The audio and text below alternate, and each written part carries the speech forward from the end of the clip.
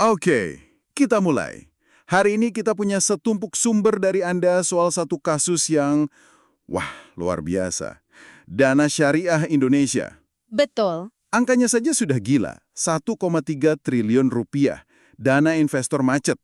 Dan yang bikin kasus ini rumit banget sih, itu kontradiksinya. Di satu sisi, ada platform dengan label syariah, diawasi resmi oleh OJK, fokusnya di sektor properti yang kelihatannya aman kan? Kelihatannya. Tapi di sisi lain, lebih dari 4.500 orang, para lendernya, sekarang nggak bisa narik uang mereka sama sekali. Dan ini bukan cuma soal uang ya. Ini soal kepercayaan. Kepercayaan yang dibangun di atas fondasi yang paling kokoh buat banyak orang di Indonesia. Agama dan negara.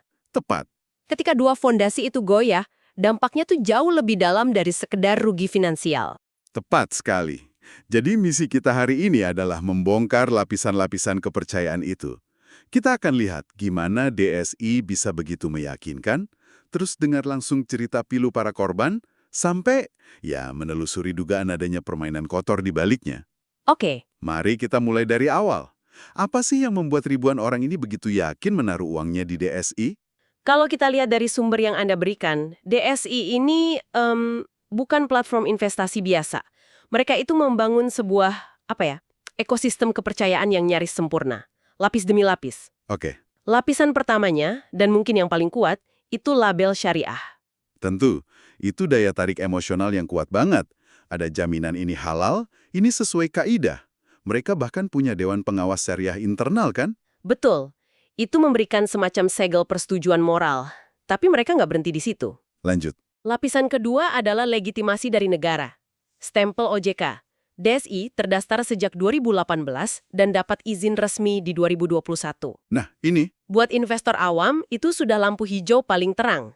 Seperti kata salah satu korban, Mas Bayu, yang nanti ceritanya kita bahas, selama sudah ada OJK, kan kita ngerasa aman. Jadi lapisan pertama agama, lapisan kedua negara, ini kombinasi yang sulit banget ditolak.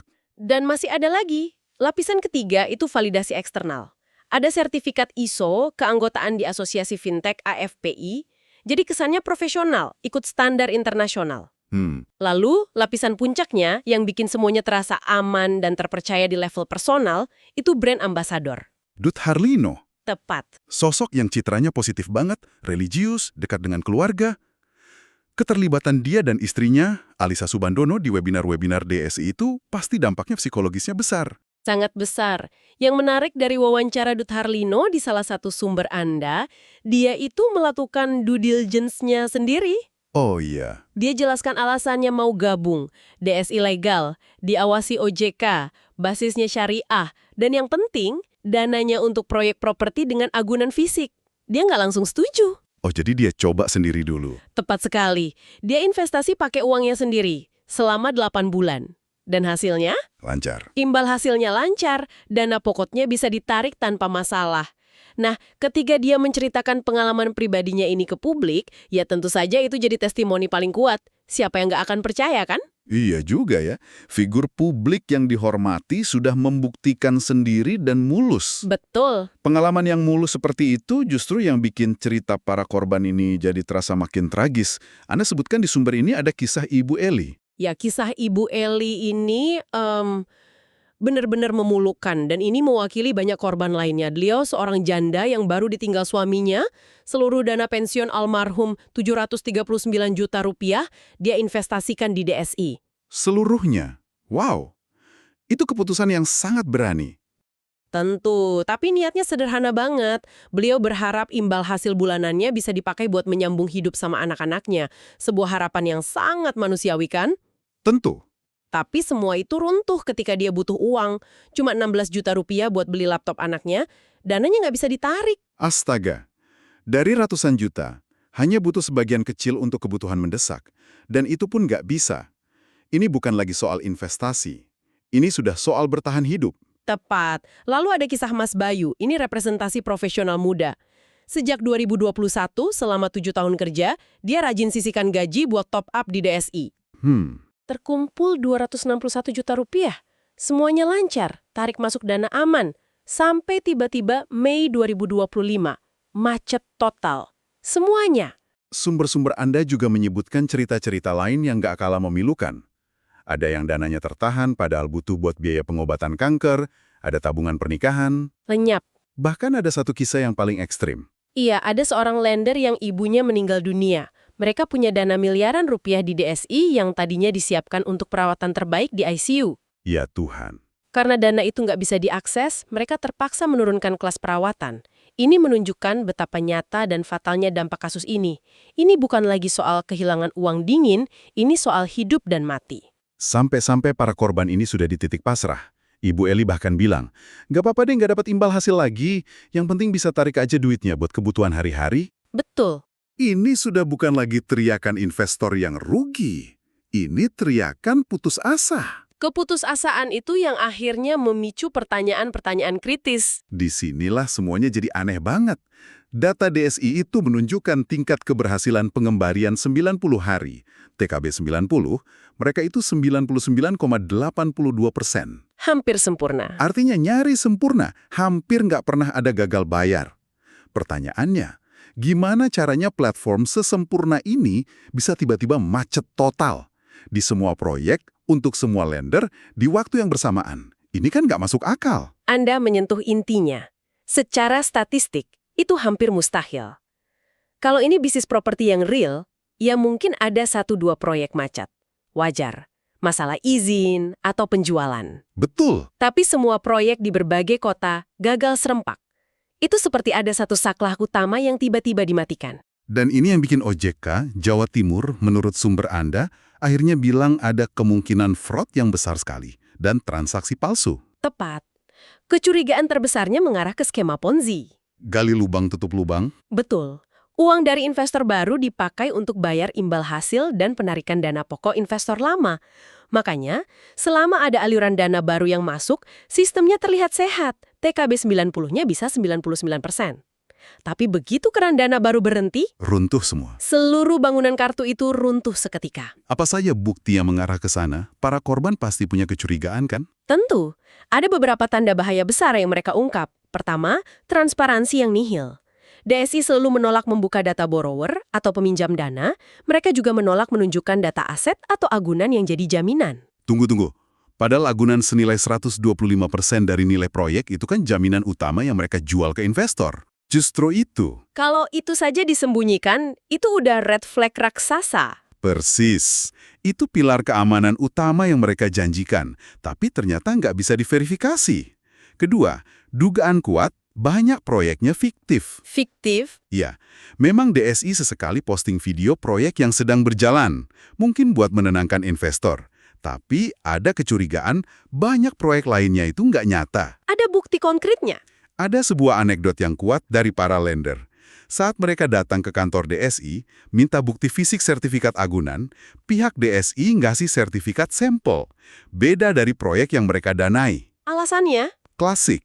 Dokumen aslinya susah dicari. Alasan yang sangat mencurigakan untuk dokumen sepenting itu. Dan yang ketiga, ini mungkin yang paling fatal dari sisi teknis, adalah dugaan pelanggaran regulasi. DSI diduga keras tidak menerapkan rekening dana lender atau RDL. Bisa dijelaskan sedikit RDL itu apa dan kenapa ini krusial? RDL itu kewajiban dari OJK, fungsinya itu memisahkan dana setiap lender ke rekening bank atas nama lender itu sendiri. Jadi, uang Anda nggak bercampur dengan uang investor lain atau uang operasional platform. Oh, jadi kayak berangkas pribadi buat tiap investor ya? Tepat. Tanpa RDL, semua dana investor masuk ke satu rekening penampungan milik DSI.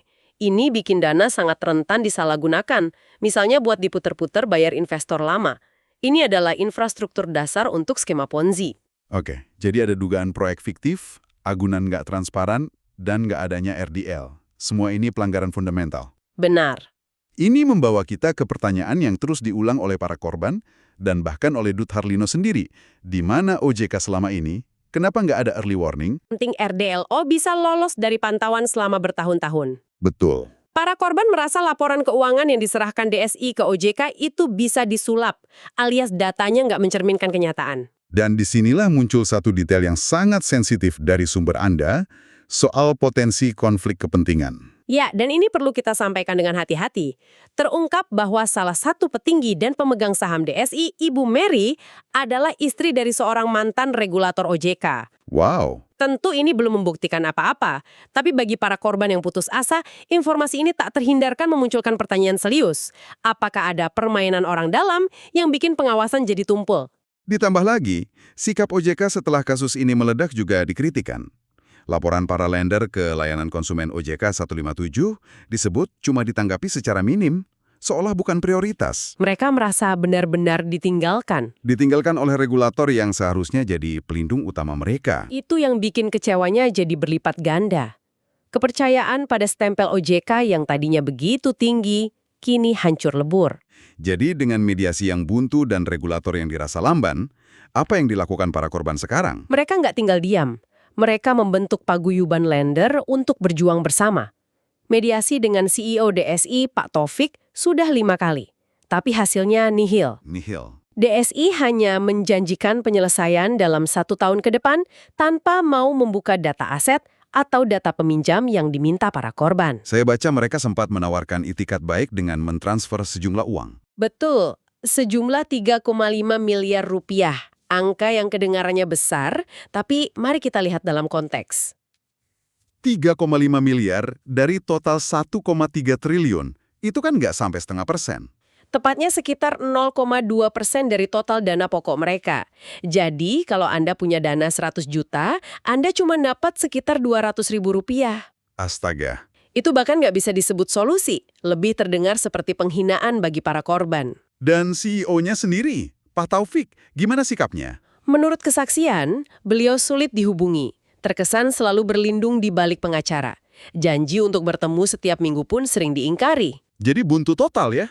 Karena jalan buntu inilah akhirnya mereka menempuh jalur hukum. Artinya ini sudah masuk ranah pidana. Betul.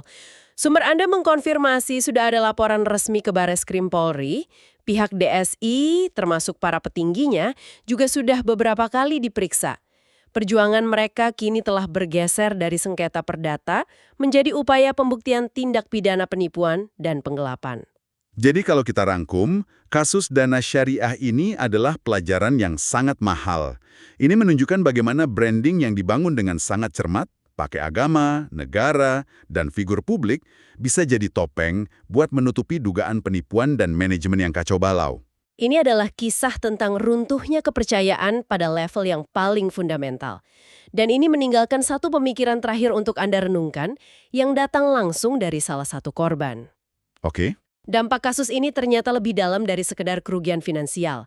Ini merusak keyakinan mereka. Maksudnya keyakinan pada sistem. Lebih dari itu, Ibu Eli, janda yang menaruh seluruh dana pensiun suaminya di DSI, dengan pilu berkata, udah nggak percaya syariah lah bang. Udah nggak percaya halal bang. Bohong semuanya. Itu pernyataan yang sangat menyedihkan. Pukulan telak. Sangat. Dan ini memunculkan sebuah pertanyaan yang lebih luas. Bukan hanya untuk para korban, tapi untuk kita semua. Ketika label resmi dari pemerintah dan stempel suci dari agama ternyata tidak lagi bisa menjadi jaminan keamanan, lalu pada apa lagi kita bisa percaya? Terutama saat yang kita pertaruhkan adalah seluruh tabungan dan harapan hidup kita.